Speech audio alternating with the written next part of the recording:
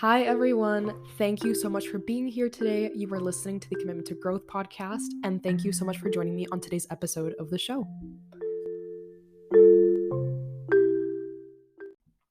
Welcome. How's everybody doing today? I hope you're all having a wonderful start to your day. Hope you're having a wonderful afternoon, evening, wherever this episode happens to find you in your day.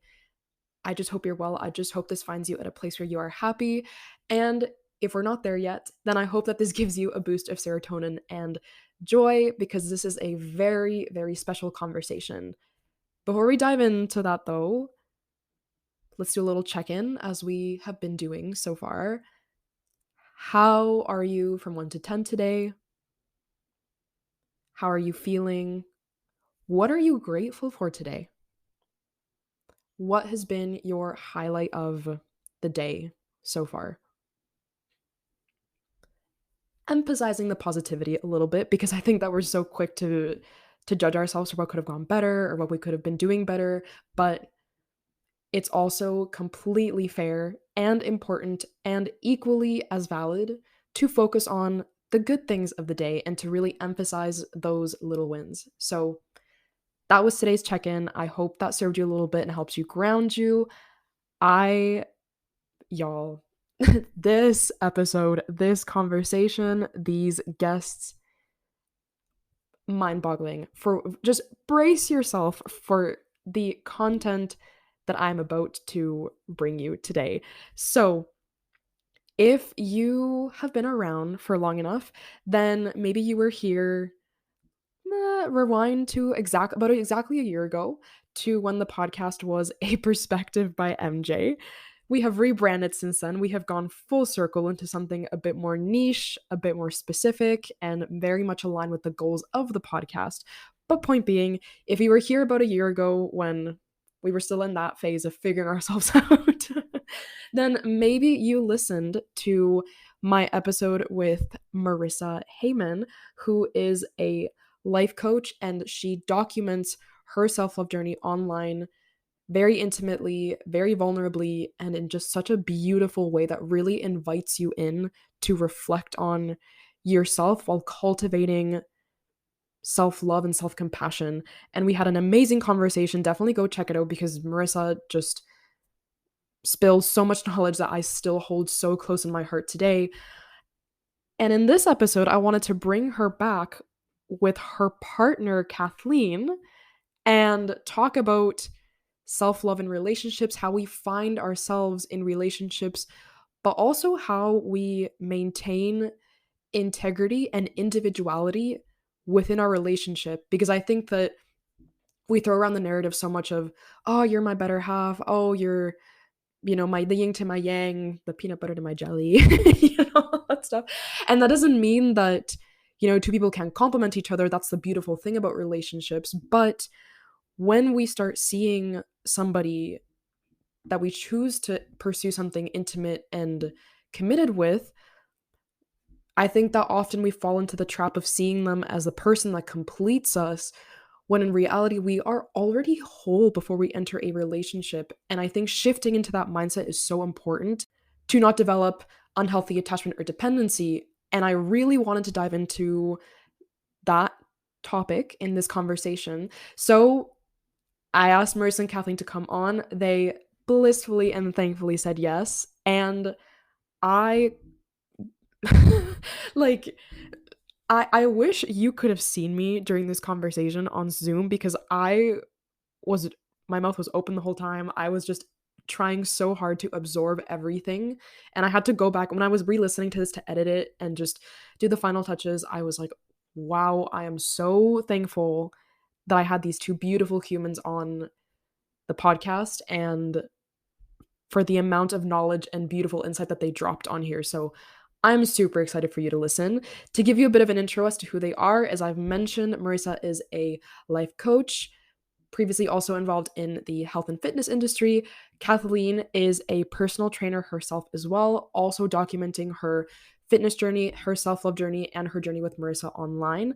And both of them are recently new podcast hosts as well of the Live in the Life podcast, where they help their listeners achieve the life that they want for themselves in a very holistic, multifaceted aspect through fitness, through mental health, through developing a relationship with yourself, with others, finding the things that fill your soul, to really find a routine that fills you and nourishes you so that you can then pour back out into the world what you give to yourself, but still stay in that fine balance of giving and taking for yourself and others. So they are brilliant individuals who are doing such incredible things for the community, one of them being free group hikes in their hometown, which is so cool. I wish I was in Ontario as well. What the heck? Otherwise, I would totally go. But you get to hear them on here. And if you check them on Instagram, and I have linked all their socials below, you can tune into that journey as well. So I am super duper excited for this conversation.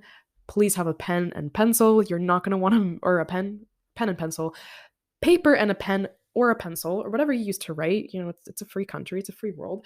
Um, whatever you want to write with, you're going to need it, because there is so much to take away from this episode and from the experiences of these two women. And I could not be more excited to introduce them to you. So, without further ado, here are Marissa and Kathleen. Before we get into the episode, I do want to acknowledge that this episode was recorded on the land of the Lekwungen-speaking peoples, specifically the Songhees and Esquimalt nations. And I want to recognize that I am an uninvited visitor and settler to this land. And I want to recognize that I'm still learning about the ancestral roots of this land, of the natural forces that have created this land and that continue to drive people and communities to this land and away from this land in ways that help us revisit humanity and what it really means to have a relationship to the land that revitalizes us. And amidst the colonialism and the capitalism that prevent us from seeing these relationships, I look forward to continuing to further my education through building rapport with the Indigenous communities of this land, and I extend my gratitude to them and their infinite wisdom about this ancestral land and how we can continue to show up to be better visitors and settlers upon this land. And now for the episode. Here you go. Okay, everyone, I am so excited because I am joined today by the wonderful Kathleen Holt and Marissa Hamon. Ladies, say hi. How's it going? Hello. So excited to be here. It's so cool because I was on the show with Mariana last year. So it's like a whole full circle thing where it's like, okay, like all these different things have now come about. Before we're talking about self-love and like taking care of self and really just being there for yourself. And now I get to talk about like how this whole thing works also with my partner, which is super exciting. So that's, I'm so excited. I know. Thank you so much for being here. And yeah, Marissa was here a year ago when, even before the podcast rebranded, it was A Perspective by MJ when you were last year, which is wild. So the podcast has gone full circle. You've very much changed in the last year from when I've been following along on your journey. And I'm super excited to dive into this conversation with you and to do my first ever three-way interview, but I could not think of a better duo to do it with. So ladies, thank you for being here. Why don't you both... We'll keep it spicy. Yeah. I'll keep it spicy. Man, you're just setting me up for those jokes. Come on. Doesn't have to be serious. We can be, this is all about being lighthearted. Nice. Why don't you both take a second and just start us off by telling us a little bit about yourselves individually, just so people know who you are. Wanna give her a go? Sure. So I'm Marissa. You'll probably get used to our voices in a second. I'm Marissa. I've been a life coach for 2 years. Before that, I was in the fitness and health industry for 7 years. And what I really do is I like to help people who are overwhelmed, who are like, I can't figure this out. How do I get myself grounded? Like, I help them figure out their body, figure out their minds, figure out their emotions, and get to a place where they can go back to doing the basic things to support themselves physically and mentally so they can actually feel amazing. So my background, I know if you want to go back to one of the old episodes, you can hear more about the story, but I was raised very religious and in a place where I was really not taught to love and appreciate and celebrate myself. And so I had all these limiting beliefs and all this lack of self-love, which is really where that journey stemmed from. And then through going through the fitness industry and then shifting into life coaching, I learned all about how the body and the mind work and how to love myself for me, rather than just loving myself based off of how I look or how I perform or what I can do for other people. So it's been an adventure. It's been a crazy journey, but really I'm just a human being who's figuring it all out as I go. I mess up all the time, but at the core of my being, at the core of my heart, like I know that I am special. I know I have a purpose and that it's being me. And that as long as I keep taking responsibility and doing that next step, I'm going to figure it out as I go. So that's a little bit about me. And yeah. Cool. Let's see. Oh, beautiful. Thank you. Kathleen, go ahead. And for me, so I have always loved fitness. So I'm a personal trainer. I've been a trainer now for 8 years, and it's something that I loved. I was into sports growing up, and it's something that Marissa makes fun of me. She's like, God, you're one of the few people that like just if you didn't get any of the benefits out of working out, you just continue to work out. And it's something that for my mental health, for my physical health, it's been something that I've seen a lot of growth from. And I found a way to make it feel good and fun for myself. And I've been able to build a life of health and balance that doesn't feel like I'm forcing things. And so I know through working with a lot of clients that can feel like work, and it can feel like, oh, I don't want to do my workout, or it's last on the totem pole. You know, I need to take the kids somewhere. I need to do this for work. I need to clean the house. And then the very, very end comes my health. So I've really found a passion in finding out how people can find joy in fitness and health, but also make it something that doesn't take up too much time and something that they can incorporate in their life so that they can live a life that they love to live. Oh my gosh. Well, thank you firstly so much, both of you, for sharing a little bit about yourselves. And I think that you bring such important kind of like multifaceted aspects of life to your careers and ultimately into your relationship, which we'll get into. But Marissa, you came on last year and really talked about your journey and how you've gone through kind of like the untaming, the unbecoming of what you were taught, and now you're turning that into a career and a platform where you're teaching people, you know, how to love themselves for being authentically themselves. And then I love that, Kathleen, you bring kind of like the physical side of that. And I think that it's so important that you both, I think it's really cool that you both meshed from the I guess Marissa's kind of got like the mindset part down, and Kathleen, you've got the physical part down, which is holistic health at the end of the day, right? So I love that. That's amazing. And tell us how you met. Marissa, you kind of shared that last year, but let's hear it from both of your perspectives. It's funny. Some people, I was listening to something the other day and they were talking about love at first sight. And I was chuckling to myself and I was like, yeah, I mean, Marissa's beautiful, but we did not, it was not love at first sight at all. It was something that grew over time. We were both working at the same gym. And I remember the first day that I came into the gym, this is like where Marissa's bubbly personality comes out. I remember, you know, when you're walking into your first day at work and you're nervous and you're like, okay, I'm going to be meeting all these new people. I have to like figure out how to do things. And so I was at a filing cabinet and I was grabbing my clients' files and stuff and like feeling a little bit nervous. And this girl comes bounding into the gym and she's like throws her hands up in the air. She's like, I'm Marissa, nice to meet you. And she like jumps on me with a big hug. And I was standing there like, oh my God, who is this crazy person? So at the beginning I was like, wow, this is a lot. and then we became friends.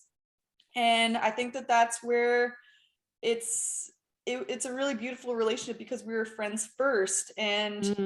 And from my perspective, to be able to see Marissa's growth throughout that time, like at the beginning, I noticed that there were certain, and everyone has this, but there were certain insecurities within herself. And I could see that playing out. And I was like, oh, that's interesting. And I wouldn't say that I was attracted to her at that point. But then as she started to grow as a person and she was able to overcome a lot of that stuff, then through that, I started looking at her and I was like, oh, wow, this is like a beautiful human being, and I started to be more attracted to her because of that. Wow. From my perspective, I don't remember meeting Kathleen at all, because this is how I met everybody. I was like, hi, this is me, right? Like, this is just my energy, where when I'm in my happy place, I just become this massive, big light. Like, this is just me. So I don't even remember meeting Kathleen. She was just another one of the new trainers who I was like, oh, hello, right? Yeah, but it was very interesting because, like Kathleen said, yeah, we became friends first, but even before that, like the first couple months of us working there, we didn't really become friends because, and like Kathleen said this before, she's like you were just like, you were very insecure. And it's true, I was. Like, looking back, I was in a different relationship at that time, but I was still trying to figure out, like, what do I want? Where am I at? Like, who do I actually want to be? And I didn't yet know how to realize, like, actually, I didn't want to be in that relationship anymore. But it was through that relationship ending. And then I went on this whole journey of rebuilding relationships. I went to this divorce and separation center where I did a lot of work on myself. And I did this course. And it was through that I ended up really, really doing a lot of, that was a massive point of personal growth. And that was really when Kathleen and I became friends. But also, like, that's, like she said, like she's seen my journey and she's seen me grow. But I think it's also important to realize, like, there was a point where she wasn't attracted to me, not even just as a human being and looking for a partner, but like not at all. Like there was a point where it's like us being friends, period, just wouldn't have happened because of the level and the place I was at in my life. And it's funny too. I mean, man, like, talk about growth. Marissa has definitely gotten me to grow a lot as a human being. Like, before we met, I had never really been with a woman before. And so she, by being her amazing self, really pulled that out of me. And then I was like, holy shit, I'm attracted to a woman. Okay. Yeah. So that was a whole other level of growth and realizing, okay, so I can continue to play small and keep pushing down this part of myself and be, quote unquote, like, safe, or I can, risk it all and kind of tell everyone, hey, like, this is a real part of me, and I can risk it to be with this person who I was really in love at that point with. But if you spend so many years hiding yourself and being scared and not really even allowing yourself to even believe that that's a part of you, because you've buried it so, like, because I buried it so deeply, I don't even think I could look back and say that I knew that I was burying it, because it just wasn't even an option. Like, I'm not even gonna allow myself to go there. But the possibility of loving her and growing a life with her was worth all of that fear. And I was like, okay, yeah, I'm just gonna, you know what, we're gonna move forwards with this, because the possibility of not having her in my life was way more scary than coming out. Oh, wow. Oh my gosh, my heartstrings are being pulled in so many directions right now. You guys, y'all can't see us, but I'm smiling, and Marissa's smiling, Kathleen's smiling. So thank you so much. And I'm gonna try not to ramble for too long, but both of you touched on I think I'll pull apart two really important points. The first being, Kathleen, what you touched on about how when you initially met Marissa, you weren't necessarily attracted to her yet, but it was through getting to know each other and building that connection that then stuff started fostering, and that seed was planted. And I think that an idea that I've really come to believe is that love at first sight, yes, like, you can have an attraction at first sight with somebody, but love is built. I think it's very much something that requires dedication and commitment and time and discomfort when you meet somebody that you find that potential in, that you're like, okay, like, how are we building a foundation that then is going to give rise to experiences and conversations and moments where we are, touching heaven together, kind of thing. Like, I very much think that it's something that is built. I don't think that we give enough credit to that, because I think so many people walk into relationships expecting that it's going to be this instant connection, and it's going to be love at first sight, and if that doesn't feels like anything other than that, then this isn't meant to be. But it's like, no, we all are humans with imperfections. We all have past experiences that may not allow us to show up in the ways that a person needs us to, for whatever reason. But that doesn't mean that we're not worthy of that person meeting us halfway and us figuring out how to do that together, so that was such an important point, and I'm so glad that you've kind of brought light to that, because I think it's something people need to embrace more in kind of the relationship aspect. And then something that both of you touched on is that I think you both had to shed parts of yourself to then allow each other to see each other fully. I recently read what's her name? Brianna Weiss. She's the author of The Mountain Is You, but also this book called This Is How You Heal. And she has this quote in the book that just changed me so much, because I recently went through a breakup myself, and in the quote she says, I'm gonna butcher it, but it's something about how you have to shed parts of yourself, and you have to allow yourself to break, to allow the version of you that's going to blossom, so you can show that blossomed aspect of you to another person, kind of thing. So I think that both of you kind of had to do that in your own way to then kind of embody what you need to be for each other, and to step into a version of yourself that could then attract what you actually needed or deserved. So I rambled on for a second there, but I love that you both touched on that, because it's so important to acknowledge. And I know that this is something that Marissa and I constantly talk about. Like you said, it's something when you're in a relationship that you need to continue to work on and grow. And it's something that we've talked about, where if one person is growing in a certain area and the other person is not, then there's this disconnect where you have two options, where either you can stop your growth and you can go down to the level of your partner, so then you guys are on the same frequency, or you're up leveling and they're not, and there's probably going to be a misalignment, and then the relationship cannot continue because you're on two different wavelengths. Absolutely. So yeah, that's something that we're continuously having conversations about, and making sure that we're holding each other accountable to that, and continuously supporting each other in growth in different areas of life. Yeah, totally. I think that's so important, because I think that that's something that is very out of control of the people in the relationship. Like, life is naturally going to pull the two people in directions that they need to go in, right? But I think when you commit to someone, whether it's through, dating or marriage or whatever that looks like, you're committing to their ability to adapt to those ebbs and flows of life, right? And if they're willing to adapt to that, to still meet you halfway in some aspect, because when they're not, then that's where like the disconnect is further enforced. I want to ask you as well, so you both were kind of going through big shifts when you met each other. Meeting each other was like a big pivotal shift for both of you. And Marissa, you were going through a very big transition in your life.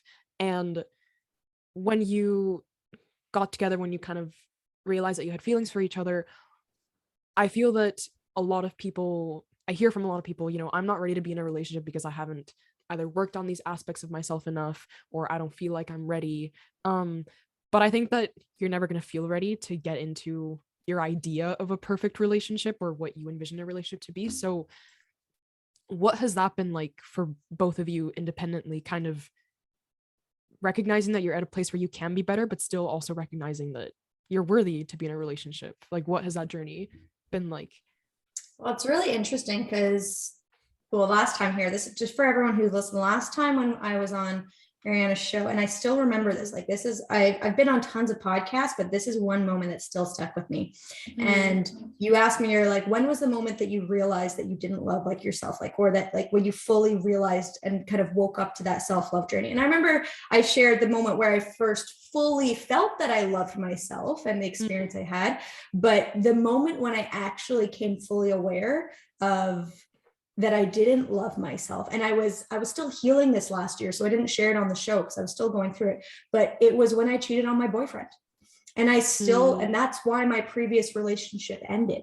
It's my boyfriend never would have known, but I told him it had happened like a couple months before, and it just kept eating away at me. And I remember after it happened, I was like, this isn't me. This is not something I planned or wanted to happen, but I was not happy. And if you're not connected to that and you're not able to realize that and change, then unconsciously you're going to find a way to sabotage it, to get yourself out of that place, which just, isn't meant for you. Right. So it was in January when I told him, and that's really what kickstarted this whole thing. That's why I went to this relationship rebuilding program. It was this 12-week, 3-month program where I worked with a relationship coach, where I was at this divorce center because I was trying to fix myself. I was like, oh my gosh, like I am this horrible person who obviously doesn't love herself enough and has now disrespected this person who I love and care for so much. And so I went into this course thinking I had to fix myself.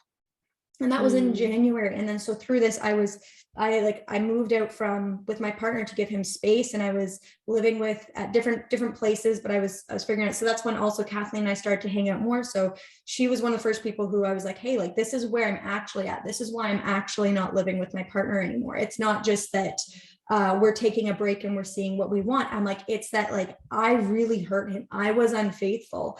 But then also learning, but realizing, having that self-love and that compassion to realize, but at the core of it all, it wasn't me trying to hurt him. It was me just realizing, I don't know even how to love myself, and that this isn't right where I'm meant to be right now. And I didn't know how to ask for my needs and say, this isn't what I want anymore. So that was actually what was going on in the background. And this whole relationship rebuilding thing and preparing me for this next relationship, as soon as I got out of that relationship, I was like, I need a minimum. I was like, I should promise to myself I will not date for at least a year, and here's the dates and the timelines and all that. And that was January. February, March, April was when I did this course. May, I went on a solo travel trip because my relationship coach, she told me, she's like, once you finish this course, you have to go backpacking solo for at least a month. So I did. I went there. She's like, you have to go be with yourself. And then when we got back, we got together in June. So that's a very fast timeline. And I remember, I even after I started, when I was thinking, I was like, oh my gosh, I like this girl. I only started to really realize it in April. I think there was a couple little signs. I was 100% oblivious still. While I was on my trip is where I really became aware of, oh my goodness, these are real things that are real feelings that are coming up. One of the exercises I had to do in the rebuilding relationship course was write down what my ideal partner was. And then I told my parents at Easter. So in April, I was like, I realized that Kathleen's my list. So if there's a girl out there like that, there's got to be a guy for me. And right over my head, 100% oblivious to the fact that this was my person and this is what I really wanted, just because I was like, she's not a guy, so it doesn't work. Right. But it was so fast. And I remember sitting down with my relationship coach and being like, is this too fast? This is based off of all the work I've done. This is my list. This makes sense. My heart feels like it's in it, but how do I know I'm actually ready? Because less than 6 months ago, I cheated on a partner. That was I'm like, am I actually ready? Or is this just me being delusional again? Because I didn't think I was going to cheat on my partner. So maybe I also don't think that this is a horrible idea, but maybe it is. How much do I maybe not know about what's actually going on? So having that person outside of myself who was working with me through my healing process, specifically a relationship coach, because that's what the hard thing for me at the time was. I think that's the thing that helped me know I was ready in those moments when I wasn't sure if I could trust myself, but it was also that solo trip and all the work I was doing on myself. I would get to this place where I was super dropped into my being. I could feel my nervous system was regulated. I could feel I was calm. I didn't have the words for that at the time, but that's exactly what it was, is I was taking care of myself physically and mentally. I was dealing with my shit, owning up to all the stuff, feeling the pain, being in it. The amount of nights I'd spend crying, processing through this, doing all the work, I was doing it. So it was hard, but I was at a place where I was connected enough, calm enough, and had enough clarity that I was like, yeah, this really does feel right. And then in the moments when I was like, okay, maybe I'm just fucking with myself. Maybe I'm actually still super messed up. Having that person who had been with me on the journey, was a professional in this area and had done the work and seen me go through it, being like, yeah, you're right. That it might get messed up. That's okay. Do you have the tools to then be able to manage that? Like, do you have the tools to be able to work through this? Is it okay that you go into this space and potentially everything falls apart? Like, yeah, like that's okay. Like, it's okay for you to think this is exactly what you want. And then 3 months from now, realize that this actually just was a rebound, even though you didn't think it was. Like, yeah, and it's okay that you might break your heart, but are you willing to potentially do that? Right. Like, so she was very, very real, but she also gave me permission to go for it. Well, knowing like it might be a mess up. And like, you don't have to know guaranteed 100% be like, this is your person. Because even now we talk about this now. I'm like, I think we're going to be together forever. Like, we're engaged. I've said yes to spend the rest of my life with you. But like Kathleen said before, like if someone's not growing, if someone changes, if someone has new goals and dreams, if suddenly the person who I want to spend my life with, Kathleen, decides that she doesn't want to be that person anymore because it doesn't feel right to her, that's okay. Like, it's and vice versa. If I decide I want new goals, new dreams, I want to live and be a different person than I am now, and like, who I evolve into is someone who she doesn't want to be with, that's also okay. And yeah, like that's sometimes hard to say and to realize, but like that's how that is. And I don't think it's fair for anyone to kind of stay stuck in a relationship just because at one point you said this was my person who I want to be with. It's like it's always gonna be evolving. But I think the moment, like if you feel like you're ready to be in that relationship and you know you're in a place where you're calm, you're grounded, you're connected, you know you're really doing the work. And also if you have people who you know and you trust, who are either have experience and so therefore they're the experts, or they're actual experts, like having that other person outside of you who can see and zoom out and see the whole picture and kind of tell you like, hey, this is actually where you're at. This is actually what's going on. I think that those two things, like be connected to yourself, be grounded first, and then also have that other person to tell you you're not crazy. It's okay. This is safe. You can go for this. I think those were the two things that really helped me be ready to jump into a relationship so quickly and know that this was the right time and place. And I know that for Marissa and I think that one of the big things that has really at least been nice for me in the relationship is that there is no expectation of we have to fix each other or that we have to make each other better. We're only there to support. I don't, like, if she's going through a hard time, I don't need to swoop in, even though maybe that sometimes my knee-jerk reaction is like go into fix mode of like, okay, you're having this problem, what are we going to do about it? Let's let's figure this out, let's brainstorm. Sometimes it's just like I'm having a hard time and I just need to hear you, and then that's it. And that takes that gives her her own power, because she is a whole person that can figure out her own stuff and step up and deal with it. And therefore we don't have any codependency in that. And then that takes the pressure off of me to have to fix it for her. And then we stay on the same level of we're partners in this. It's not like me jumping into the rescuer. And I know that something that I found was really cool when she was doing her relationship and rebuilding course that I'd never heard before. There's this, she'll probably explain it way better than I will, because she actually did the course, but there's a triangle of rescuer and victim and what's the other one? Villain. Yeah, and, of course. And how we can jump into when one person is when one person is the rescuer, then they're making the other person feel like the victim, and then people can swap into those different archetypes, and we, sometimes we'll catch ourselves doing that, but oftentimes we have enough introspection and enough ability to call each other out, to say like, hey, I don't need you to jump into that role, or I'm able to do it myself, or I just need you to listen to me right now.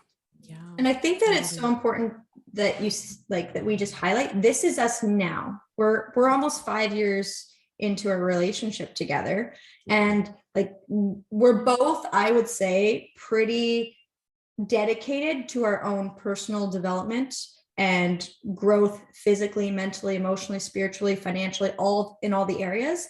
So like this didn't just happen. We're pretty aware individuals, and we still fell into this. Like there was like looking back, oh, for sure, I would go rescuer. That's where I'd get my validation from. Even after I'd gone through all the courses and I'd done this and I was aware of it, I would still do it. Yeah, and then there's been periods of times where, then I would crash. I would go into burnout and I would want to be the victim. I'd want to be taken care of. I wouldn't want to take responsibility for myself, and I would drag her into it.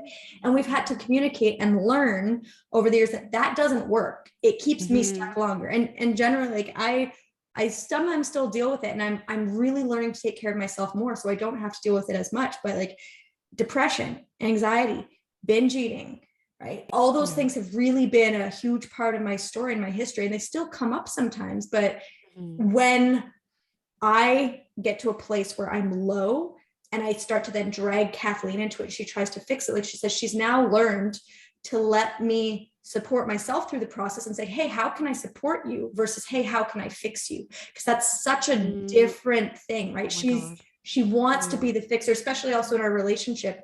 Kathleen holds more the masculine energy. I hold more the feminine, and the masculine energy tends to be, how can I fix? How can I be the strong, the protector? And so seeing when if you're in the masculine energy in your relationship, seeing when your woman or your feminine energy is in that low place where things are falling apart, then you as the big strong person, you want to be like, I need to fix this, because it flips back on you, or then it's very easy for you to feel like I'm not doing something right, or I'm not good enough because my partner's in this place, rather than just realizing my partner's just on their own journey and it's not my job to fix them. It's just my job to love them in it, support them. And also my job that if for whatever reason at some point this is me, it gets in the way of me being true to myself, also being able to let them go. And that can also be really hard too, is when you're like, hey, like there's been times where we've had conversations where she's like, hey, if this doesn't change, if you don't figure this out, it's not right now, but at some point, this isn't going to work for me anymore. And that's another really hard thing too, is to realize like it's not you saying I don't love you, I don't support you, but it's just how it is. Oh my gosh, there's so much I want to pull apart there. My heart and my mind are buzzing because this is just filled with so much substance. But I want to talk about, I'll flip back to a point that you mentioned previously, and then we'll jump right back to this because I want to pull stuff apart from this. This is juicy. But you mentioned, I love that you brought up the point about you not being sure whether to commit to Kathleen at the time in your life that you were at. And I think that the beautiful point that you made there was that you felt ready, but I guess conventionally your timing didn't fit with what I guess is socially expected, quote unquote. And I spoke about this in a recent podcast episode of mine, but I think that we discredit ourselves so much and do ourselves such a disservice when we're living from our heart, because we tell ourselves, no, like I gotta think from the mind, I gotta overcome my emotions and I'll live from emotion. But there's a quote that goes, the heart is used to believing before it can see, kind of thing. And sometimes, most of the time actually, love is irrational, and you do things because your heart is being called to it, regardless of whether or not you know the outcome at the end, right? And I think that that's kind of the silver lining, the hidden beauty of a relationship when you choose to make that commitment to somebody, is that I don't know where this is going to go, but I'm willing to put in the time and the commitment and dedication to build something with you that's beautiful and authentic and soul oriented, regardless of what the outcome ends up being, right? I think that's what a relationship is at the end of the day. So I just wanted to say that I love that you brought that up, because you never know the outcome at the end of the day, right? Like you could be with somebody for a year, you could be somebody with 22 years in my parents' case, for example, and in the end, it doesn't go the way that you plan to, because again, the natural ebbs and flows of life that pull you individually in different directions, because before and during a relationship, you are both still your own individual people. So I just wanted to make that point because I just thought that was so important.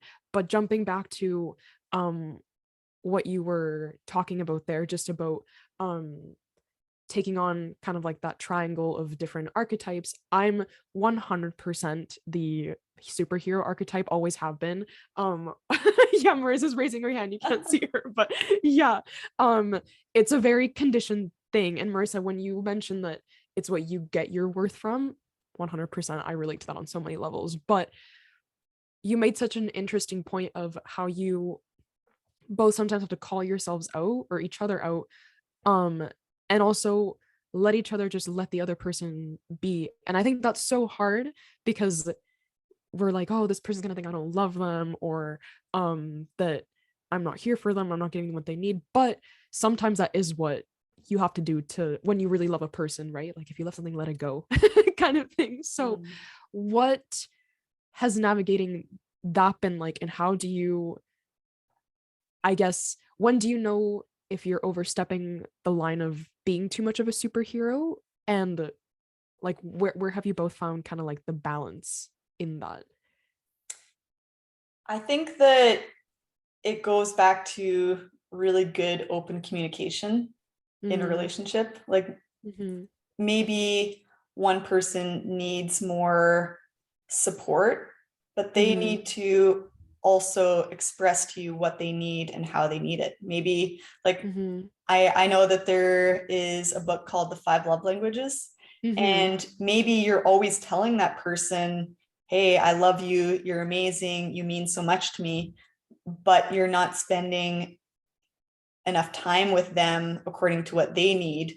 And their love language is the time you spend with them. So you feel like, because you're telling them, hey, I love you, hey, you mean so much to me, and you're verbally expressing that, but in their head they're like, they're never around, therefore they don't love me. So there can be that disconnect there. So I think that really having an open, honest communication all the time with your partner is important. And and opening that up and being non-judgmental and realizing that, okay, if this person is coming to me and saying that I'm not spending enough time with them, instead of me getting defensive and being like, well, I always tell you that I love you, and I took out the garbage, and instead of needing to be right, and this is something that I've definitely learned in a relationship, that it's not worth me proving that I'm right. Like what is that going to accomplish at the end of the day? Maybe I feel like I'm giving her enough love, but obviously she's not receiving it.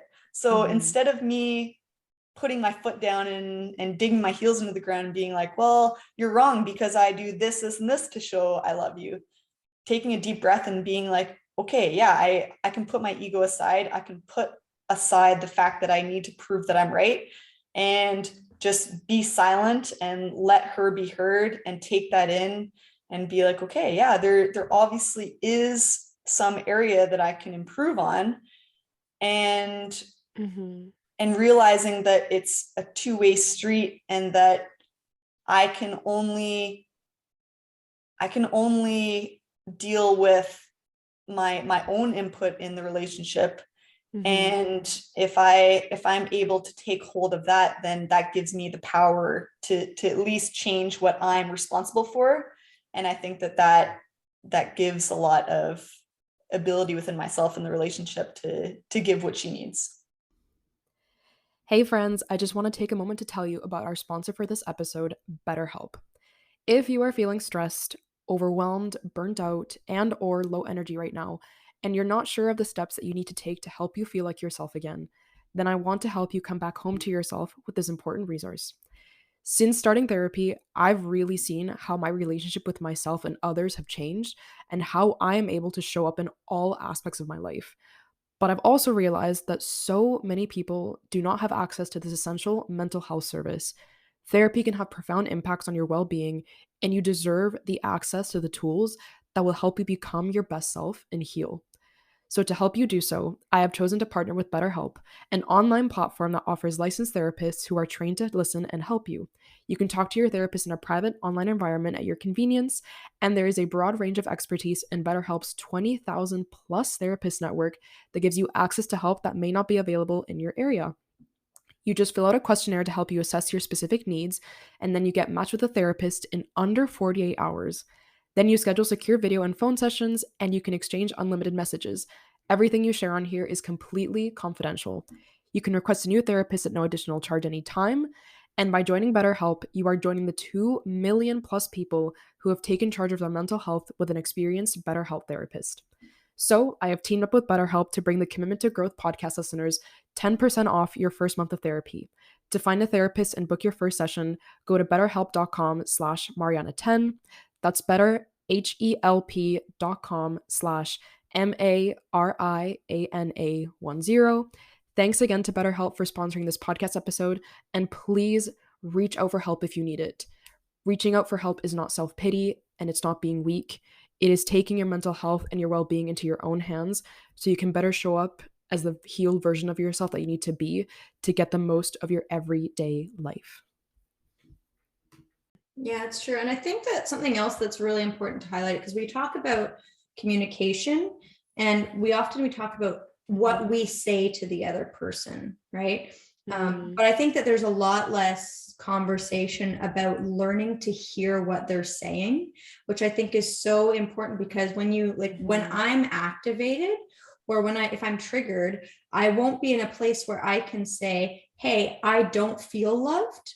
Right. I'll go into, if I'm going into, let's say, the villain mode, I'll be like, you aren't loving me. I'll go attacking. Right. Or I'll put myself into the victim, or be like, I never get enough love from you. You don't ever help me. Right. Like, or if I'm going into the rescue, or if I'm kind of more stepping into that, it's like, look at all these things I'm doing for you. Right. But then same thing, kind of jumping back into like that victim. If I'm in a place where I can't communicate well, that's the other part of communication, is learning how can you hear what the other person is saying. And same thing, if you're in a relationship where your partner maybe isn't aware of the love languages, and they're not willing to put this work in, and they don't know how to tell you, and they're not willing to do the communication, learning to hear what they're actually saying. So learning for Kathleen to hear, oh, she's saying she doesn't feel loved. She's not saying I'm not doing enough to love her. She's saying she doesn't feel loved. That's like such a huge difference, because then she's able to step back into that place of being like, okay, it's not that I'm not doing it enough. It's that she doesn't feel this. So now how can I work through this? Because that allows you to not get defensive. And with communication, like I said, like that receiving side, same thing when you think about the love languages. If you learn what your partner's natural love language of giving is, then even though if it's not your natural one of receiving, you can start to teach yourself and train yourself that every single time you see them loving in their version, you can say, oh, that's them saying they love me. So rather than you getting to this place where like, I don't feel loved because, say, my love language is acts of service, and all they ever do is keep telling me how much they love me. Whenever you hear it, say, okay, this is them doing the act of speaking the words that they love me. And so like learning to interpret what they're saying and interpret their love also makes it so much easier, because most of the times when there's problems in relationships, it's because someone doesn't feel or doesn't trust or doesn't know that, hey, we're really, what a relationship is we're in this together. We want to grow. We want the best for you. And this is a safe place. So if someone doesn't feel that, or they're not able to connect to that, that's when there's usually challenges. But that's why we're now at a place where I can go through my crazy days. This is, side note, this was really funny. We're playing a game, walking outside the other day, where it's like, I say a word, and then the first word that comes to mind, Kathleen says that word, and we go back and forth. Careful with this. It can be a trap. We got along to like the word like fun. It was like, I was like sports, and it was like fun. She was like play. I was like drama. She's like Marissa. And I was like, oh. Right? So like, it's a slippery slope. It's a slippery slope. Oh man. But it's such a great, like, realize it, like being real about it. In this relationship, I'm the one who tends to get more dysregulated. I'm the one that tends to get thrown off. I get pulled into anxiety. My nervous system gets dysregulated. I'm still learning how to ground myself, and it takes a lot of work. So knowing that Kathleen then has to say, okay, cool. This is how this is. How do I adjust? Right. And like when she proposed to me, it was really beautiful. One of the things that she said when she proposed to me was, she's like, I want to be by your side, and I'm willing to fight through the fights that I can't see. And I'll keep fighting with you as you're fighting the battles that I have no idea what you're fighting. Like, she doesn't know what it's like to be in those places of having to deal with the traumas from growing up and those other things. Like, she's Like, I mean, everyone's got their stuff, but this is something like Totally. we've talked about too. It's like, yeah, like she's pretty normal. Like she doesn't I had a pretty good upbringing Yeah. as upbringings Nice. go. So also being real that if you're two people, and I mean, if you're two people in a relationship who are both super grounded and have figured out your stuff, like right now, we're at a place where it's really, really solid because we're both taking responsibility, doing the things we have to do to stay to this place of groundedness. But if you're two people in a relationship who both have a lot of shit that you're still dealing with, if you have someone who deals with anxiety, someone else deals with depression, someone's got an eating disorder, someone else has addiction, someone else has disassociation, like these are all very real things that happen very regularly in society because life is set up to create dysregulation in our nervous system. And if you have two people who are dysregulated, it's really hard to have that communication, and it's really hard to feel safe and to know, hey, my person loves me, hey, I love them, and we're just figuring this out together. So like if you can get to a place where you really know and you remember that, that's going to make it so much easier in those times when there is the disconnect to know, hey, this isn't that they don't love me anymore. And then we stop making up the stories in our head and we can just let the person go through their process and know this is part of life. We're going to work through it. We're going to figure it out. Or we're going to decide that this isn't the best for both of us anymore, which means that the best thing for both of us is going to be moving on, which is also okay. So it's a win-win at that point.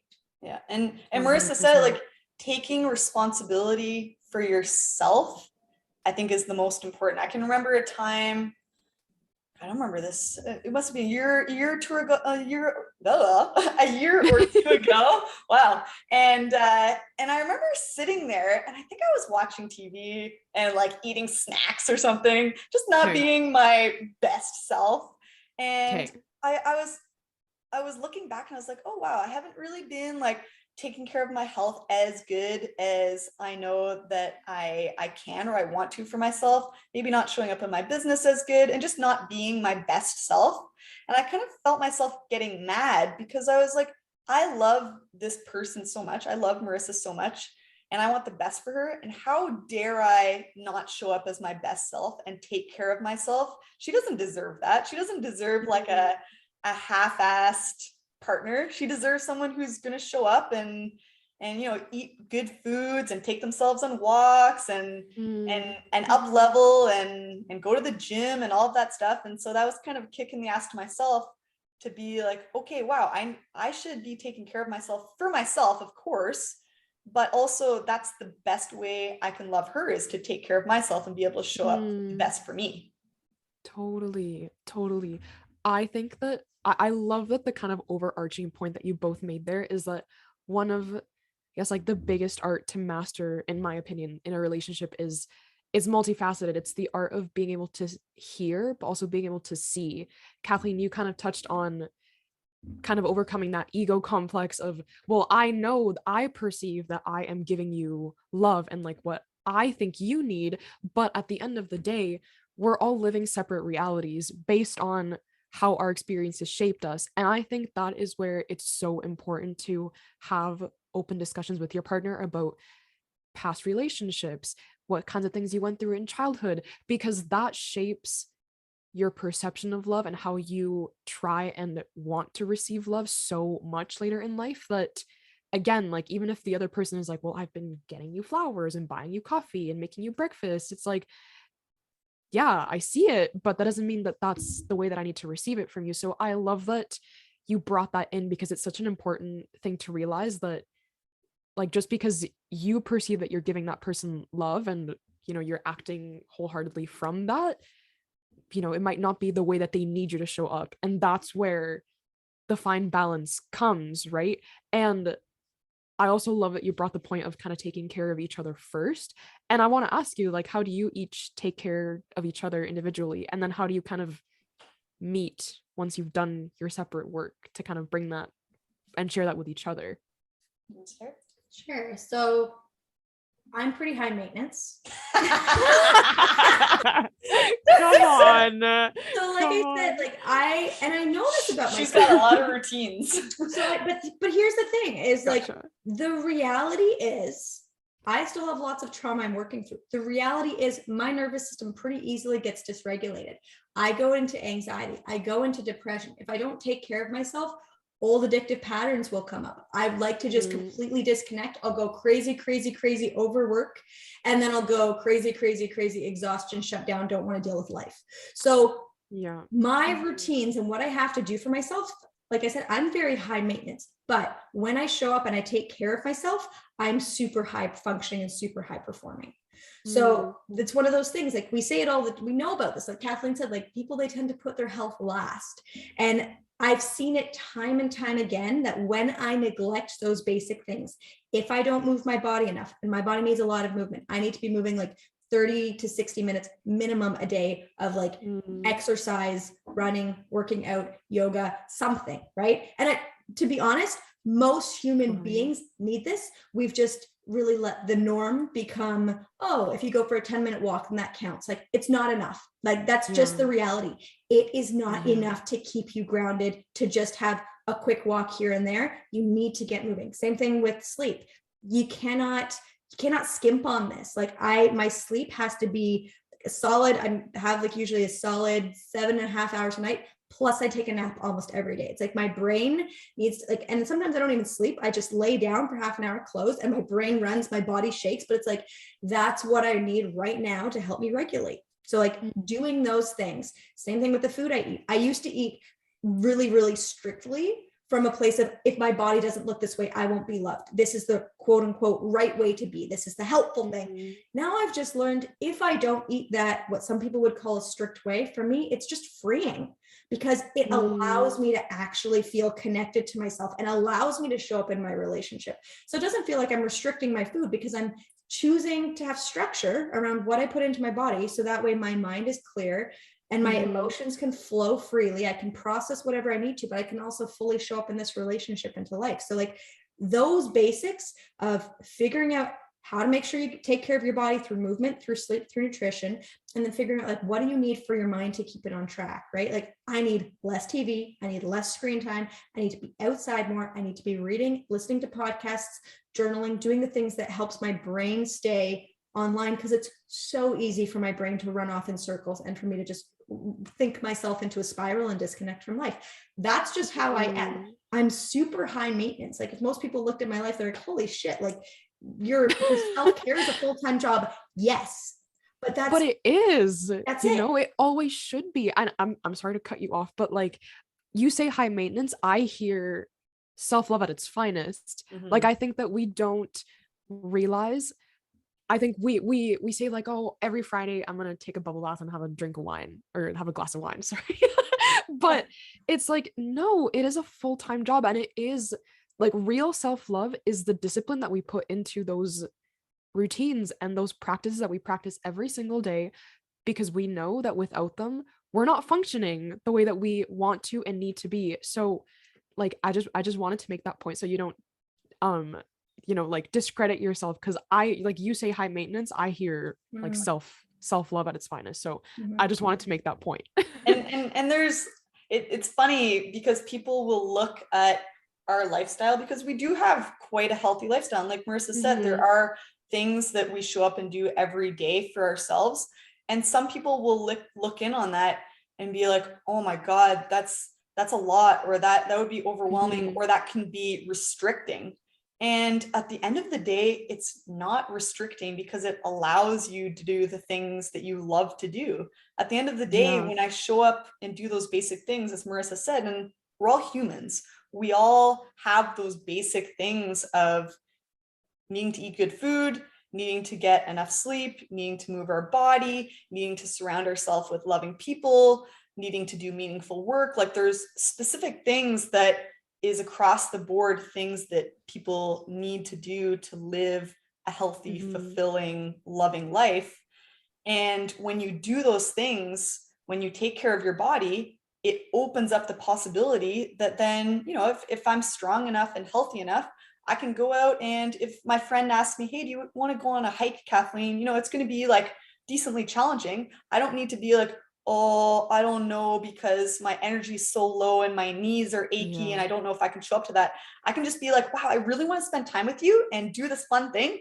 Hell yes, I'm in. Like, I want to do this. So it opens up the freedom rather than being restrictive. 100%. And I think it doesn't have to make sense to anybody else, right? Like if it's what's working for you and it's giving you the leeway to do the things that you want to and show up in the way that you want to, like that's all. It has to make sense to you, you know? So I love that, and thank you both for sharing that. I think that's so important, and I hope people are writing this down as they're listening. um I want to switch gears real quick before we get into our rapid fire round. um these two lovely ladies have a platform and are now fellow podcast hosts of the Live in the Life podcast. Can you tell us a little bit about that project and how you started it and how it's going, please? Yeah, Yeah. it's been so much fun. It's Yeah. something that, like I said, Marissa and I, well, we've been in the health and fitness industry now for a while, and we've gotten a good grasp through working with so many people and doing so many courses and just living our own lives. We've really been able to, I feel like, find the sweet spot where we can really live a good life. And that's where the idea of Live in the Life comes. We have so many people in our life looking in, asking us, like, how do you guys do it? You look like you're always having so much fun. You have such a good, loving relationship. You are healthy, you're strong, you're able to, find balance throughout the day. It's just like, how are you doing it? And so we're like, okay, after we've had so many people ask us this, like we need to get this out there, because there are so many people that aren't living their best life, and not because they don't want to, and not because they're not trying to, but I think that they just maybe don't know how, and they don't have the tools. So that's where that came in. Yeah, we were talking about it for like over a year. And then we were like, we just have to start this. We just have to start putting it out, because it's something which is so, like Kathleen said before, like, there's certain things that are necessary. And you said it too. You're like, there's things that we need as human beings, but we're neglecting them, like these things that, and it's funny because like even the word I used after hearing you say it, like, and thank you for pointing that, like I use the word high maintenance. You can tell there's still something in my programming and my beliefs which feels guilty about saying, hey, these basic things I need, which take a lot of time, this is not okay, or this is me selfish doing that. We're realizing like they're actually just basic needs. And like you said at the beginning, I've shifted into more managing the mind stuff. Kathleen's shifted into managing the body. Well, that's where she's always been, right? Started in kinesiology and trainer.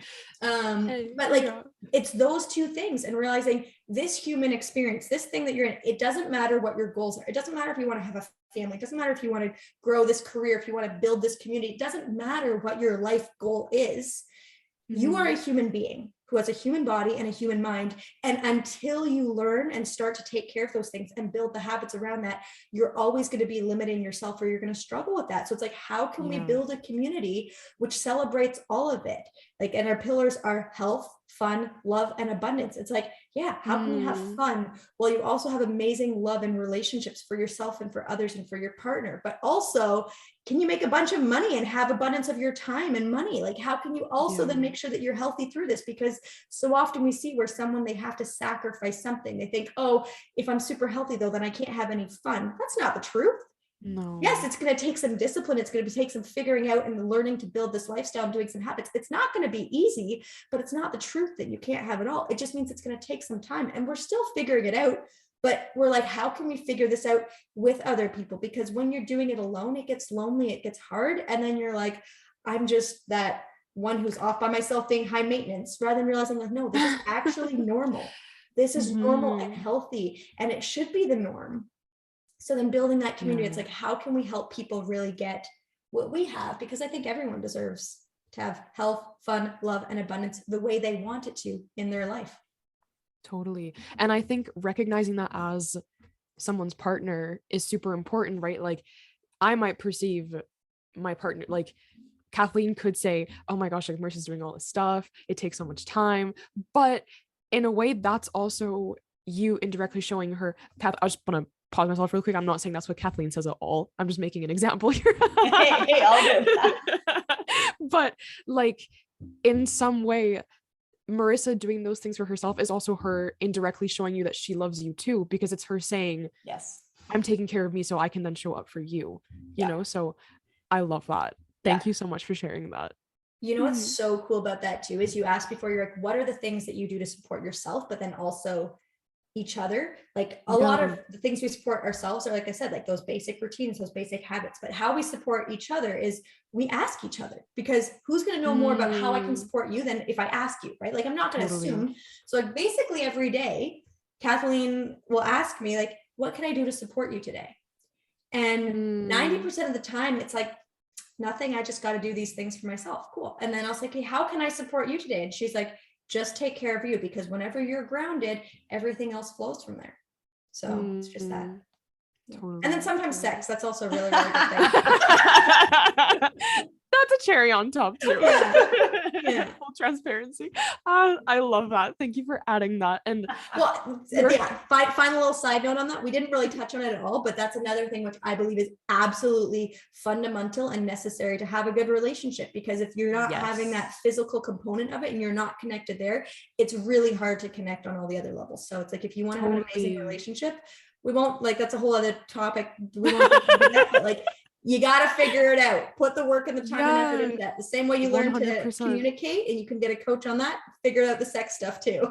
100%. I think I read, what was it? Somebody did a thread on Instagram like a few weeks ago, arguing about, like, they were asked people to comment, like, do you think emotional has to come first or physical comes first? Or I don't remember what the question was exactly, but my argument was that you can't, like, it's a simultaneous foundation that you have to build together, right? Because in that physical component, you're learning how to be emotional with it, because you know, sex is painted to be this thing that is so purely physical and for attraction and to like look hot and whatever, and it totally is, but but there is so much emotional investment that goes into that too, because you're figuring out what the person likes, wants, needs, and then, you know, like, it all shifts over into the not so physical part as well. So I love that you bring that up and that we talk about that openly, because it's super important and it's not talked about enough, I think, from the approach of personal growth and development, but it totally is. It totally is. And Marissa and I are a little bit different in that, in the sense that, you know, she needs that emotional connection to then feel like, all right, I want to have sex, like that usually comes first, versus me, if it goes a while and we're not having as much sex, and I'm like, oh, I don't feel as emotionally connected. So I think, like you said, they work in tandem with each other, where when you're having more sex, you feel more connected, and when you feel more connected, you're having sex. So it's just like this circle that's happening, that it's a feedback with each other. Totally. Oh, thank you for bringing that up. We are going to jump into our rapid fire round because we are out of time. So Kathleen, you're new here, and Marissa, I can't recall if we did this with you last year, but the tradition here on Commitment to Growth is that at the end, the guests get asked 3 questions. The first 2 are the same for everybody, and the last one is different. So there's 2 of you, so each of you can answer individually as fast as you can. We'll just switch. Kathleen, you can go first on this one. The first question is, what is your favorite quote? Oh my God. I have it written on my wall in Ottawa. I haven't looked at it in a while, so I hope that I don't butcher it. But I think it is, why, being endowed with the hearts of lions, do we continue to show up as mice? So like it's by Brendan Burchard. He's really, really cool. But yeah, it really speaks to, like, we have all this potentiality in us, and we continue to show up small. So I love that one. Totally. Oh, I love that. Thank you for sharing. Marissa, go ahead. I have 2. These are one of them. Of course, you got 2. One of them's on my website, and something that really speaks to me. It's from Marianne Williamson, and it's that our deepest fear is not that we're inadequate; it's that we're powerful beyond belief. So that's the first one. And then the second one is Dr. Seuss. It's be who you are and say what you feel, because the people who matter don't mind, and the people who mind don't matter. Oh my, wow. That first one shook something in me. I'm going to have to go journal about that. Wow. I'll send it to you. To recover from that. Oh my gosh. Thank you. You're such a rule breaker. Whenever, oh my God. When we worked together, and there would be like, all right, Marissa, you need to write down one thing during this meeting at work. She'd be like, I wrote down 3. I was like, oh overachiever. Yeah. What was that thing? I get Oh, my affirmation from performance and from giving, and that's fair. Oh my God, I love that. No, thank you. Those are both filled with substance. I will take nothing less. Thank you. Second question, and Marissa, you can answer this one first. What is the song that is currently stuck in your head? Dancing in the Moonlight is the one I was listening to this morning. So that's what I was moving around to. But again, I have to do a second one. Still my favorite one is and I listen to it almost every day. I've got this morning playlist and Dancing in the Moonlight's on there, but there's also, it's a song by Ed Sheeran called What Do I Know? And it's just really about like, it's so just like in moments when you're like, oh my gosh, like life is kind of crazy. It helps you like zoom out and be like, oh yeah, that's right. Like love can change the world in one moment. But what do I know? It just like puts so much perspective on it, and it's just so freeing and releasing. So yeah, it does. I love that. I'm gonna answer this one honestly, and I don't know why, but I have had a Christmas Carol stuck in my head, and we're June. I don't know why we're June, and I was whistling on the first day of Christmas. My true love gave to me. Nice. I was singing it yesterday, and I looked at Marissa while we were on our walk together, and I was like, all right, I'm getting ready for Christmas already. Like, so nice. No idea why, but still. If it makes you feel any better, in Montreal, they celebrate Christmas on July 25th, I think. Like not like Christmas, they have like a second Christmas. Yeah, if you find yourself near Montreal anytime soon, you can go fulfill that Christmas Carol and sing it there. Nice, thank you. Well, it's not just Montreal, it's Quebec, but yeah. Yes. There you go. Somewhere in the world, they are singing them. You're good. Why did we not think about having two Christmases before this? I know. Genius. I know. What the heck? That's my favorite part about asking that question, is because I just get like the most like out of world answers, because it's the first thing that comes to your mind. Like I've had Baby Shark on here before. And I'm fine with that. So thank you for sharing. And the last one, and this is your individual one, and again, you can answer separately, is what do relationships mean to you? And Kathleen, you can go first. Yeah. What do relationships mean to me? Are you just talking in general, or are you talking romantic relationships? Romantic relationships. Yeah. Mm-hmm. I think it's, for me, being in this romantic relationship in particular, Marissa has shown me, she's taught me how to love myself more than I was able to love myself on my own. And I keep saying this to her, but I don't think that she'll ever realize the gift that she's given to me, that she gave me the courage to, like I said at the beginning, come out and show who I truly was and be okay with that. And even now, she can, the way that she loves me and the way that she supports me, it reminds me how much I matter and how lovable I am, and it allows me to love myself. So I think that being in a relationship, it has catapulted my self-growth more than I could have ever imagined on my own. So it's been a real blessing, and I really appreciate her in my life. Oh, that's so beautiful. Thank you so much for sharing. Oh, my heart is like beating so hard right now. Thank you for sharing that. Marissa, go ahead. If you have an answer after that. Yeah, try to top that one. So this is funny, because romantic relationships to me, they're just another thing. Like it's just another part of life. And I think there's a point where we fantasize them so much, and we get to this point where it's like, if I don't have this, then I'm missing out on part of life. So I think it's really important. And like what a romantic relationship is it's just another human experience. It's amazing human experience, but it's really just about how can you be more you and fully engage in your life. And some people, I think this is why it's important to highlight this, is you don't need the romantic relationship to fully engage in your life. So romantic relationships, it's a great experience. It's beautiful. But at the end of the day, it's just another human experience. It's just another vehicle for helping you be more you and experience more life. So it's it's not about you need this big, amazing thing. It's about, does this big, beautiful, amazing thing help you be more you and help you fully engage in life? If yes, then go for it. So for me, romantic relationships, they're just another thing. Oh, I was just gonna say, I was like, I wonder how Kathleen receives that. Drama. I'm kidding. Don't worry. I'm about to jump into the victim role. Oh my god. Oh my god.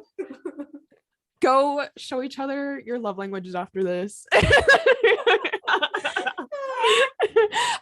I love both of those answers so much, and I think that there definitely is a happy middle between both of them.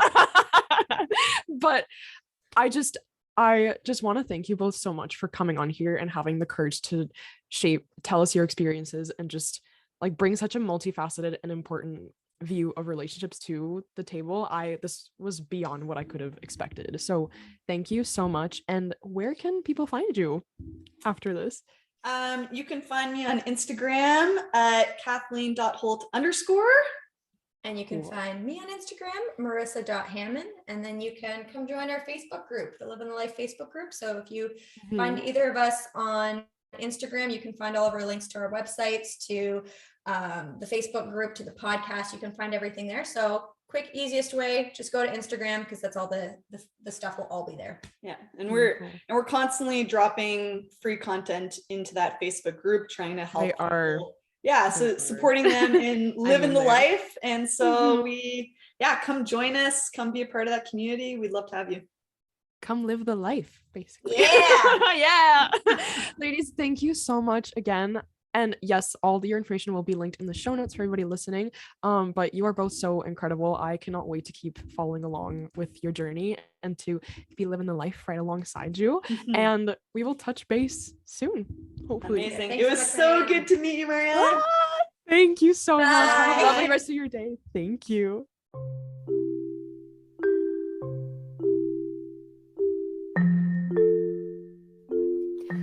And that was this week's episode. Thank you so much again to Marissa and Kathleen for their incredible contribution to this incredible conversation. And I hope that you were just as struck as I was when you were listening to that. And I hope that you were just taking it all in, because it truly, truly changed how I view the way that I want to show up in my relationships in the future. So incredible women saying incredible things, spreading just the most incredible energy. I hope that you were just as fulfilled after that as I was. So remember to check out more and be updated on the latest podcast episodes and news. You can check out the podcast on Instagram. It's at Commitment to Growth Podcast, as well as on Facebook. You can check me out on TikTok. It's at Commitment to Growth, if for some funny content of me trying to figure out TikTok transitions. And reminder that Commitment to Growth, my holistic fitness and health and self-development platform that has chunked my personal training business with the podcast together to have a holistic health platform for you to get tips and insights on fitness, physical health, self-growth, and improvement, is up, and that is at Commitment to Growth as well on Instagram, and the website is www.commitmentogrowth.com. So I've got some blog posts on there, some packages with an exciting giveaway coming up if you're looking for a personal trainer in your area, if you're in Victoria, BC, or soon to be potentially Vancouver. Keep your eye out for that. And again, thank you so much for being here and for listening and for taking the time out of your day to listen. I hope you know how much your presence is valued here and how much forward, I think that's the word, how forward I look, whatever, we're going with it, how forward I look to future conversations with you and future conversations on growth where we can all grow together. That is it for this week. Have a wonderful rest of your day, and I will see you next time.